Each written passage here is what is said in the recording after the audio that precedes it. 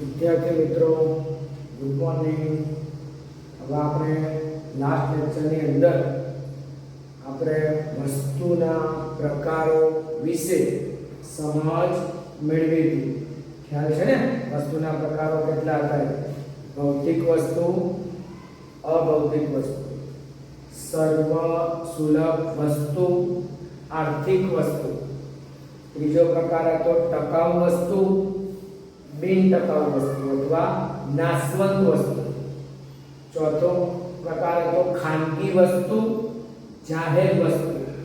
અને પાંચમો પ્રકાર હતો ઉત્પાદક વસ્તુ અને વપરાશી વસ્તુ. હવે વિદ્યાર્થી મિત્રો, આજે નવા ટોપિક તરફ જઈ રહ્યા છે. એ ટોપિકનો છે સંપત્તિ અને કલ્યાણ. કયો ટોપિક છે?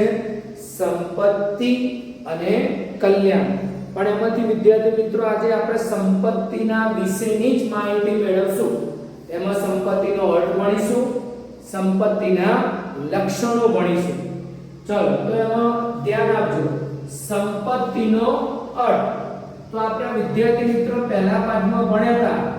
એડમ સ્મિથના મતે અર્થશાસ્ત્ર એટલે સંપત્તિનું શાસ્ત્ર. એડમ સ્મિથના મતે અર્થશાસ્ત્ર એટલે કેવું શાસ્ત્ર કહેવાય? સંપત્તિનું શાસ્ત્ર.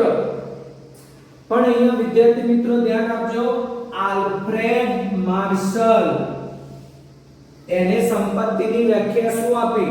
અને આ વ્યાખ્યા આપણને પૂછાશે. ચલો, સંપત્તિ કોને કહેવાય? તો વ્યાખ્યા ધ્યાન આપજો. જે વસ્તુ ઉપયોગી હોય, જે વસ્તુ કેવી હોય?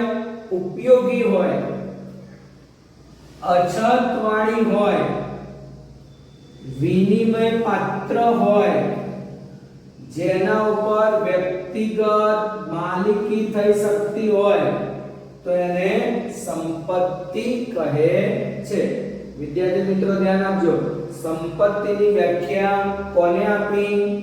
તો સંપત્તિની વ્યાખ્યા આલ્ફ્રેડ માર્શલે આપી. આમ તો એડમ સ્મિથની અર્થશાસ્ત્રની વ્યાખ્યા એટલે સંપત્તિનું શાસ્ત્ર.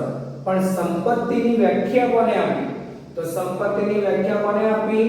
આલ્ફ્રેડ માર્શલે. અને એના મતે વ્યાખ્યા શું? તો ધ્યાન આપજો. જે વસ્તુ કેવી હોય? ઉપયોગી હોય, અછતવાળી હોય, વિનિમય પાત્ર હોય, જેના ઉપર વ્યક્તિગત માલિકી થઈ શકતી હોય, તો આપણે એને સંપત્તિ કહેવાય. હવે આપણે વિદ્યાર્થી મિત્રો સંપત્તિના લક્ષણો વિશે ભણીશું. ચલો, સંપત્તિનો પહેલો લક્ષણ એ છે તે ઉપયોગિતાનો ગુણ ધરાવે છે. આપણે અહીંયા વ્યાખ્યામાં કીધું છે સંપત્તિ એને કહેવાય ઉપયોગિતાનો ગુણ ધરાવે. તો સંપત્તિનું પહેલું લક્ષણ જુઓ, ઉપયોગિતાનો ગુણ ધરાવે. તો લખવાનું માનવ જરૂરિયાત સંતોષવાનો ગુણ. એટલે ઉપયોગિતાનો ગુણ કોઈ પણ વસ્તુ માનવીની જરૂરિયાત સંતોષે તો એને કહેવાય ઉપયોગિતાનો ગુણ. ધ્યાન આપજો. સંપત્તિનું પ્રથમ લક્ષણ એ છે કે માનવીની જરૂરિયાત સંતોષવાનો ગુણ ધરાવે છે. સંપત્તિનું પહેલું લક્ષણ કયું? સંપત્તિ એવી છે કે માનવીની જરૂરિયાત સંતોષવાનો ગુણ ધરાવે. અને આપણે જે માનવીની જરૂરિયાત સંતોષે એ ઉપયોગિતાવાળી હોય. એટલે જેવો મુદ્દો મળી ગયો, ઉદાહરણમાં મકાન, વાહન, સોના ચાંદીના ઘરેણાં, આ બધું સંપત્તિ કહેવાય. તો ફરીથી વિદ્યાર્થી મિત્રોમાં ધ્યાન આપજો. પહેલા સંપત્તિની વ્યાખ્યા કોને આપી હતી? તો લખવાનું એડમ સ્મિથ. એડમ સ્મિથના મતે અર્થશાસ્ત્ર એટલે સંપત્તિનું શાસ્ત્ર. પણ માર્શલે વ્યાખ્યા શું આપી? માર્શલે વ્યાખ્યા એવી આપી કે જે વસ્તુ ઉપયોગી હોય, અછતવાળી હોય, વિનિમય પાત્ર હોય અને જેના ઉપર વ્યક્તિગત માલિકી થઈ શકતી હોય તો એને કહેવાય સંપત્તિ. આવા સંપત્તિના લક્ષણો છે. સંપત્તિના લક્ષણની અંદર પહેલું લક્ષણ છે કે ઉપયોગિતાનો ગુણ ધરાવે છે. તો લખવાનું માનવ જરૂરિયાત સંતોષવાનો ગુણ. માનવ જરૂરિયાત સંતોષવાનો ગુણ એટલે ઉપયોગિતાનો ગુણ. પહેલું છે સંપત્તિનું પ્રથમ લક્ષણ એ છે જે સંપત્તિ હોય એ માનવીની જરૂરિયાત સંતોષવાનો ગુણ ધરાવે અને જ્યાં માનવીની જરૂરિયાત સંતોષાય એટલે સમજી લેવાનું તે ઉપયોગિતા ધરાવે. કઈ વસ્તુ સંપત્તિ કહેવાય? તો મકાન, વાહન, સોના ચાંદીના ઘરેણાં, આ બધી વસ્તુ શું કહેવાય? સંપત્તિ. હવે વિદ્યાર્થી મિત્રો ધ્યાન આપજો, એની અછત હોવી જોઈએ. સંપત્તિનું પહેલું લક્ષણ ઉપયોગિતાનો ગુણ ધરાવતી હોવી જોઈએ. બીજું છે એની અછત હોવી જોઈએ. તો લખવાનું વસ્તુમાં ઉપયોગિતાનો ગુણ હોવાની સાથે તેમાં અછતનો પણ ગુણ હોવો જોઈએ. અછતવાળી વસ્તુ જ વિનિમય મૂલ્ય ધરાવે છે. તો શું કીધું એ ધ્યાન આપજો. વસ્તુમાં પહેલો કયો ગુણ હોવો જોઈએ? ઉપયોગિતાનો ગુણ. સાથે સાથે અછતનો પણ ગુણ હોવો જોઈએ. કેમ? અછતવાળી વસ્તુ હોય એ વિનિમય મૂલ્ય ધરાવે. વિનિમય મૂલ્ય એટલે લેવડ દેવડનું મૂલ્ય ધરાવે. દાખલા તરીકે અહીં જુઓ, સર્વ સુલભ વસ્તુઓ બધાને સરળતાથી મળે છે. જેમ કે હવા અને સૂર્યપ્રકાશ આ સર્વ સુલભ વસ્તુ છે, તે બધાને મળે છે એટલે સંપત્તિ ગણી શકાય નહીં. જે વસ્તુ બધાને મળે એ વસ્તુ સંપત્તિ કહેવાય નહીં. કેમ કે સંપત્તિ હોય તો કયો ગુણ હોવો જોઈએ? અછતવાળી હોવી જોઈએ. તો હવે જુઓ, કારણ કે તેમાં વિનિમય થવાનો નથી, બરાબર, એટલે અછતવાળી વસ્તુ જ સંપત્તિ ગણાય. તો ફરીથી ધ્યાન આપજો, બીજા મુદ્દાનું નામ શું? તેની અછત હોવી જોઈએ. તો લખવાનું વસ્તુમાં ઉપયોગિતાના ગુણ સાથે કયો ગુણ? અછતનો ગુણ હોવો જોઈએ. કેમ કે અછતવાળી વસ્તુ જ વિનિમય મૂલ્ય ધરાવે છે. દાખલા તરીકે સર્વ સુલભ વસ્તુ. સર્વ સુલભ વસ્તુમાં ઉદાહરણ યાદ રાખવાનું, હવા અને સૂર્યપ્રકાશ એ બધાને સરળતાથી મળે છે. જે વસ્તુ સરળતાથી મળે છે એમાં સંપત્તિ ગણાય નહીં. કેમ? કે એની અંદર વિનિમય થવાનો નથી. બધાને મળે છે એટલે કોઈ બહુ પૈસાની લેવડ દેવડ થવાની નથી. અછતવાળી વસ્તુ જે હોય એ જ સંપત્તિ ગણાય. ચલો, હવે આપણો ટોપિક છે ભૌતિક બાહ્ય સ્વરૂપ ધરાવે. ભૌતિક અને બાહ્ય સ્વરૂપ ધરાવે. સંપત્તિનું લક્ષણ એવું આવે છે, ભૌતિક એટલે જોઈ શકાય, સ્પર્શ કરી શકાય, અને બાહ્ય સ્વરૂપ ધરાવે. તો ધ્યાન આપજો, સંપત્તિ ભૌતિક કે બાહ્ય રૂપ ધરાવતી હોવી જોઈએ. શું કીધું? સંપત્તિ એ ભૌતિક કે બાહ્ય સ્વરૂપ ધરાવતી હોવી જોઈએ. વ્યક્તિમાં રહે જ્ઞાન, સમજણ, કળા આ સંપત્તિ નથી, કારણ કે તેનો વિનિમય થઈ શકતો નથી. કોઈ વાર પ્રશ્ન પૂછાય, વ્યક્તિમાં રહેલું જ્ઞાન, સમજણ, કલા એને સંપત્તિ કહેવાય કે ના કહેવાય? તો લખવાનું એને સંપત્તિ કહેવાય નહીં. કેમ ન કહેવાય? તો એની અંદર કોઈ વિનિમય થઈ શકતો નથી. હવે ધ્યાન આપજો, વિચારવાની શક્તિ શક્તિ એ ગુણ છે, સંપત્તિ નથી. માનવીના મનમાં જે વિચારો આવે એ શક્તિ જે છે એ ગુણ છે, એ સંપત્તિ નથી, કારણ કે તેનું હસ્તાંતર થઈ શકતું નથી. તમે જે મનમાં વિચાર કરી રહ્યા છો એ જ વિચાર બીજા વાળા વ્યક્તિને આપી શકતા નથી. બોલીને આપો એ વસ્તુ અલગ છે, પણ તમે જેવો વિચારો છો એ જ વિચાર પેલાના મનમાં આપી શકાતો નથી. એટલે વિચારવાની શક્તિ એ સંપત્તિ કહેવાય નહીં. હવે ધ્યાન આપજો, વૈજ્ઞાનિક શોધ એ સંપત્તિ બની શકે છે. વૈજ્ઞાનિકોએ કોઈ શોધ કરી હોય એમાં એની માલિકી હોય અને સંપત્તિ કરી શકે છે. જેમ કે સર આઇઝેક ન્યૂટને ગુરુત્વાકર્ષણનો નિયમ શોધ્યો, એની માલિકી હતી એટલે સંપત્તિ બની શકે.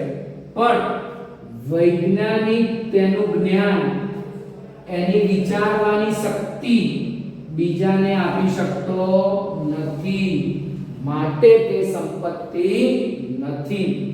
તો શું કીધું? વૈજ્ઞાનિકોની શોધ એ સંપત્તિ બની શકે, પણ વૈજ્ઞાનિકોની વિચારવાની જે શક્તિ છે, મનના વિચારો છે, એ બીજા લોકોને આપી શકાતા નથી, એટલે એ સંપત્તિ નથી. બરાબર? એટલે બાહ્ય બહાર દેખાય એ સંપત્તિ કહેવાય, માનવીના આંતરિક બાબત છે એ સંપત્તિ કહેવાય નહીં. તો ફરીથી ટોપિક ધ્યાન આપજો. ભૌતિક કે બાહ્ય સ્વરૂપ ધરાવે છે. તો લખવાનું, સંપત્તિ એ કેવું સ્વરૂપ ધરાવે? તો ભૌતિક કે બાહ્ય સ્વરૂપ ધરાવે છે. વ્યક્તિમાં રહેલું જ્ઞાન, સમજણ, કલા વગેરેને સંપત્તિ કહેવાય નહીં. કેમ કે એ બધી એ વસ્તુની અંદર કોઈ વિનિમય એટલે લેવડ દેવડ થતું નથી. વિચારવાની શક્તિ એ સંપત્તિ કહેવાય, પણ તેનું હસ્તાંતર કરી શકાતું નથી. ધ્યાન આપજો, વિચારવાની શક્તિ એ ગુણ છે, એ સારી બાબત કહેવાય, પણ એ સંપત્તિ કહેવાય નહીં, કારણ કે તેનું હસ્તાંતર એટલે બીજાના પોતાના વિચારો બીજાને આપી શકાતા નથી. અને વૈજ્ઞાનિકોની શોધ એ સંપત્તિ બની શકે, પણ વૈજ્ઞાનિકોનું જે મગજમાં જ્ઞાન છે, વિચારવાની શક્તિ છે, એ બીજાને આપી શકાતી નથી. એટલા માટે આ બાબતના આપણે સંપત્તિમાં સમાવેશ થાય નહીં. તો અહીંયા આપણે લક્ષણો ભણ્યા. સંપત્તિનું પહેલું લક્ષણ આપણને આપ્યું છે કે તે ઉપયોગિતા ધરાવે છે, ઉપયોગિતાનું મૂલ્ય ધરાવે અથવા ઉપયોગિતાનો ગુણ ધરાવે. બીજું, તેની અછત હોવી જોઈએ. ત્રીજું, ભૌતિક અને બાહ્ય સ્વરૂપ ધરાવે છે.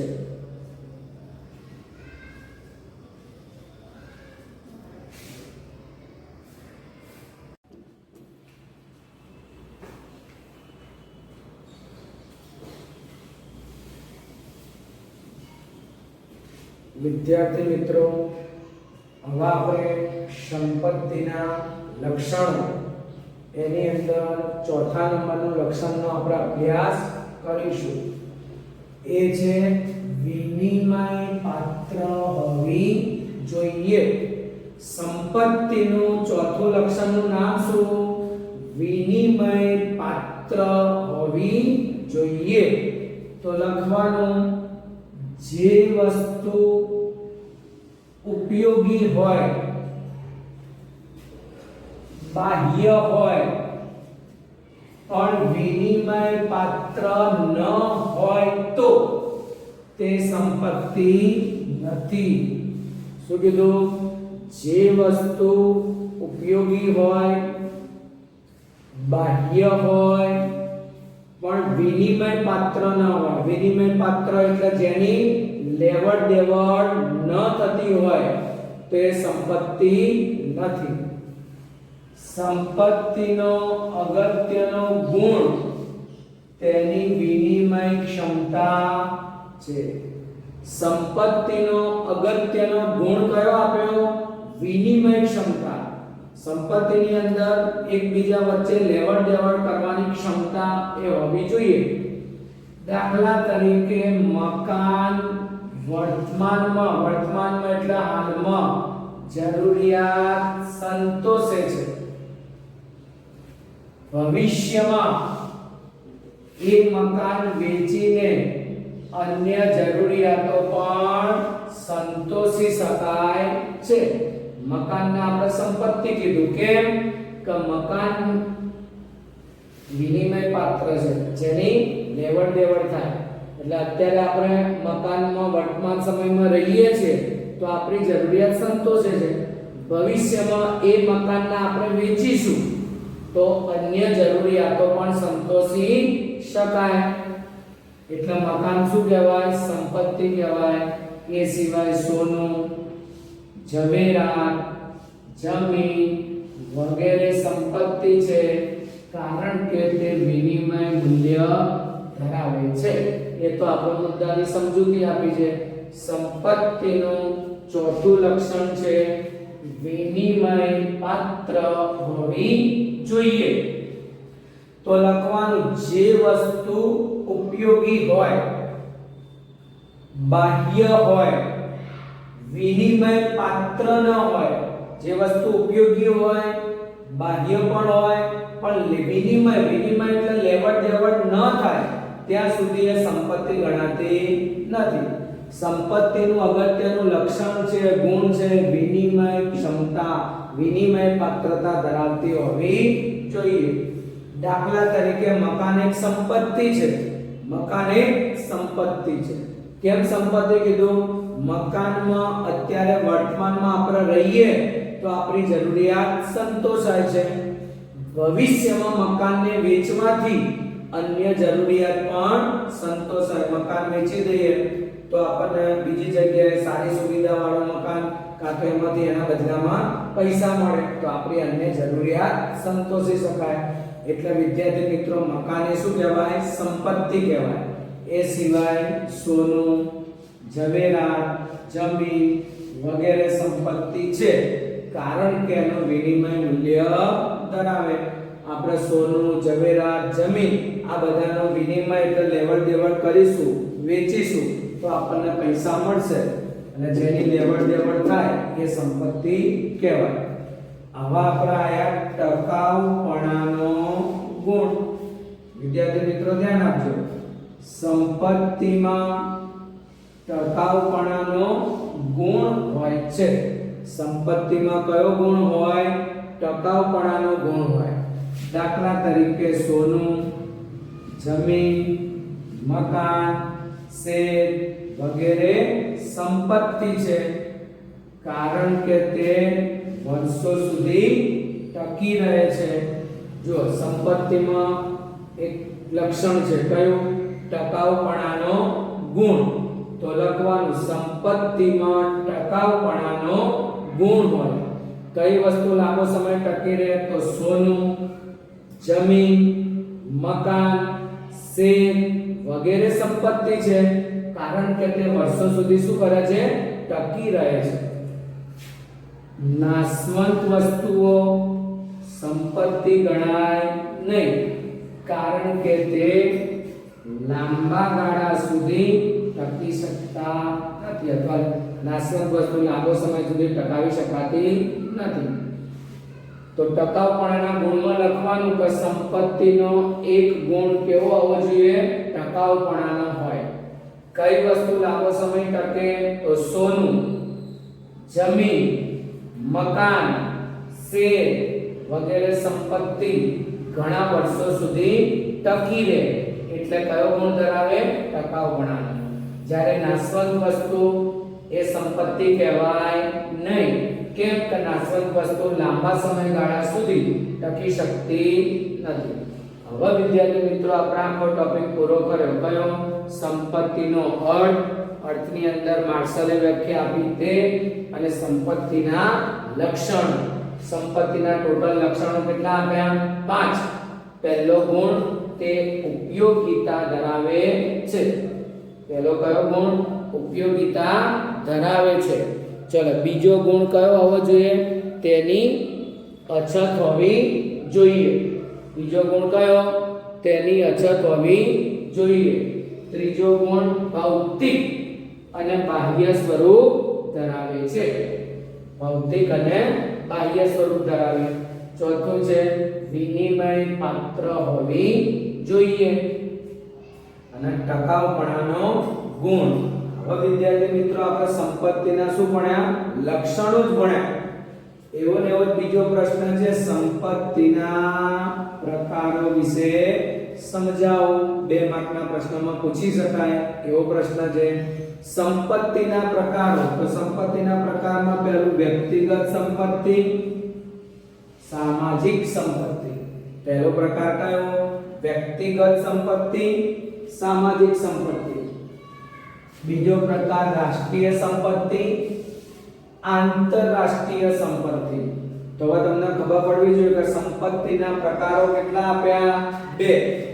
પહેલું વ્યક્તિગત સંપત્તિ, સામાજિક સંપત્તિ. બીજું રાષ્ટ્રીય સંપત્તિ, આંતરરાષ્ટ્રીય સંપત્તિ. ચલો વ્યક્તિગત સંપત્તિમાં ધ્યાન આપજો. વ્યાખ્યા: જે સંપત્તિની માલિકી અને વપરાશ ખાનગી વ્યક્તિગત હોય તેને વ્યક્તિગત સંપત્તિ કહે છે. ધ્યાન આપજો. જે સંપત્તિની માલિકી અને વપરાશ ખાનગી અને વ્યક્તિગત હોય. ટૂંકમાં એમ કહી શકાય કે જે સંપત્તિની માલિકી ખાનગી કે વ્યક્તિગત હોય તેને વ્યક્તિગત સંપત્તિ કહે છે. હવે વિદ્યાર્થી મિત્રો ધ્યાન આપજો.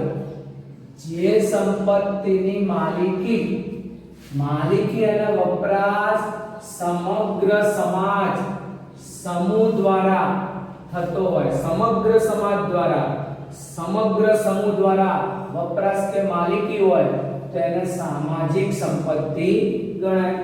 ટૂંકમાં એવું યાદ રાખવાનું, જે સંપત્તિની માલિકી સમગ્ર સમાજ દ્વારા એનો ઉપયોગ કરવામાં આવતો હોય તેવી સંપત્તિને કહેવાય સામાજિક સંપત્તિ. હવે વિદ્યાર્થી મિત્રો રાષ્ટ્રીય સંપત્તિ વિશે ભણીશું અને બીજું આંતરરાષ્ટ્રીય સંપત્તિ. તો ધ્યાન આપજો, સરસ ટોપિક છે. જે સંપત્તિની માલિકી સમગ્ર દેશની કે રાષ્ટ્રની હોય તેને રાષ્ટ્રીય સંપત્તિ કહે છે. જો જે સંપત્તિની માલિકી સમગ્ર દેશની અથવા રાષ્ટ્રની હોય એને કહેવાય રાષ્ટ્રીય સંપત્તિ. તો દેશની અંદરની જે નદી છે, પર્વત છે, રણ, જાહેર રસ્તાઓ, ઐતિહાસિક ઇમારત, આ બધું દેશના અંદરની હોય તો એને આપણે કહેવાય રાષ્ટ્રીય સંપત્તિ. હવે ધ્યાન આપજો, અર્થ છે આંતરરાષ્ટ્રીય. કોઈ પણ દેશની હદનો મતલબ સીમા, કોઈ પણ દેશની હદ છોડ્યા પછીની સંપત્તિ એટલે એને કહેવાય આંતરરાષ્ટ્રીય સંપત્તિ. શું કીધું? કોઈ પણ દેશની હદ છોડ્યા પછીની સંપત્તિ એટલે આંતરરાષ્ટ્રીય સંપત્તિ. એના ઉદાહરણમાં દરિયો. તો હવે વિદ્યાર્થી મિત્રો ધ્યાન આપજો. સંપત્તિના પ્રકારો વિશે સમજાવો અથવા જણાવો. તો સંપત્તિના પ્રકારો કેટલા આપ્યા? 2. એક વ્યક્તિગત સંપત્તિ અને બીજું સામાજિક સંપત્તિ. બીજો પ્રકાર છે રાષ્ટ્રીય સંપત્તિ અને આંતરરાષ્ટ્રીય સંપત્તિ. તો વ્યક્તિગત સંપત્તિમાં લખવાનું છે જે સંપત્તિની માલિકી અને વપરાશ ખાનગી અને વ્યક્તિગત હોય. જે સંપત્તિની માલિકી અને વપરાશ ખાનગી અને વ્યક્તિગત હોય તો આપણે એને કહીશું વ્યક્તિગત સંપત્તિ. સામે લખવાનું છે જે સંપત્તિની માલિકી અને વપરાશ સમગ્ર સમાજ દ્વારા, સમગ્ર સમૂહ દ્વારા થતો હોય તો એને કહેવાય સામાજિક સંપત્તિ. હવે રાષ્ટ્રીય સંપત્તિ અને આંતરરાષ્ટ્રીય સંપત્તિ. તો લખવાનું છે જે સંપત્તિની માલિકી સમગ્ર દેશની કે રાષ્ટ્રની હોય તો એને કહેવાય રાષ્ટ્રીય સંપત્તિ. રાષ્ટ્રીય સંપત્તિની અંદર દેશની અંદર આવેલી નદી, પર્વત, રણ, જાહેર રસ્તાઓ, ઐતિહાસિક ઇમારતો. અને હવે આપણે છે આંતરરાષ્ટ્રીય સંપત્તિ. તો કોઈ પણ દેશની હદ છોડ્યા પછીની સંપત્તિ, કોઈ પણ દેશની હદ એટલે સીમા છોડ્યા પછીની સંપત્તિ એને કહેવાય આંતરરાષ્ટ્રીય સંપત્તિ. એના ઉદાહરણમાં દરિયો. ચલો હવે વિદ્યાર્થી મિત્રો એક નાનો ટોપિક છે કલ્યાણ. એના વિશે જણાવો. માત્ર આપણે કલ્યાણનો અહીંયા અર્થની સમજૂતી મેળવશું. ચલો કલ્યાણની વ્યાખ્યા એક માર્કમાં પૂછાશે. કલ્યાણ એટલે કે સારી સ્થિતિ, પરિસ્થિતિમાં સુધારો. કલ્યાણ એટલે સારી સ્થિતિ, પરિસ્થિતિમાં સુધારો. ભૌતિક જીવન ધોરણમાં સુધારો, વધુ સારી સ્થિતિનું નિર્માણ. આ બધું આપણે કલ્યાણની વ્યાખ્યામાં લખવાનું છે. શું કલ્યાણ એટલે સારી સ્થિતિ, પરિસ્થિતિમાં સુધારો, ભૌતિક જીવન ધોરણમાં સુધારો, વધુ સારી સ્થિતિનું નિર્માણ અને કલ્યાણ કહેવાય. અર્થશાસ્ત્રમાં કલ્યાણને બે રીતે જાણી શકાય. એક છે વ્યક્તિગત કલ્યાણ, બીજું સામૂહિક કલ્યાણ. કલ્યાણના પ્રકારો કે ભાગ કે તો કલ્યાણના બે ભાગમાં વહેંચી શકાય. વ્યક્તિગત કલ્યાણ, સામૂહિક કલ્યાણ. તો ફરીથી ધ્યાન આપજો, કલ્યાણ વિશે જણાવો. કલ્યાણ એટલે કે સારી પરિસ્થિતિ અથવા સારી સ્થિતિ, પરિસ્થિતિમાં સુધારો, ભૌતિક જીવન ધોરણમાં સુધારો, વધુ સારી પરિસ્થિતિનું નિર્માણ થવું અને કલ્યાણ કહેવાય. અર્થશાસ્ત્રમાં કલ્યાણને બે રીતે વહેંચી શકાય. એક વ્યક્તિગત કલ્યાણ, બીજું સામૂહિક કલ્યાણ. ચલો વિદ્યાર્થી મિત્રો, આજે આપણે તમને જે પોઈન્ટ ચલાયા, એક તો સંપત્તિનો અર્થ, સંપત્તિના 5 લક્ષણો. બીજો પ્રશ્ન સંપત્તિના પ્રકારો. એમાં બે પ્રકાર, વ્યક્તિગત સંપત્તિ, સામાજિક સંપત્તિ. બીજું રાષ્ટ્રીય સંપત્તિ, આંતરરાષ્ટ્રીય સંપત્તિ. અને આપણે કલ્યાણની માત્ર વ્યાખ્યા ભણ્યા, કલ્યાણના બે પ્રકારો ભણ્યા. આ જે કંઈ આપણે ચલાવ્યું એ દરેક વિદ્યાર્થી મિત્રોએ પોતાના ચોપડામાં નોંધ કરવું, તૈયારી કરતા રહેવું. ખ્યાલ આવી ગયો દરેક વિદ્યાર્થી મિત્રોને?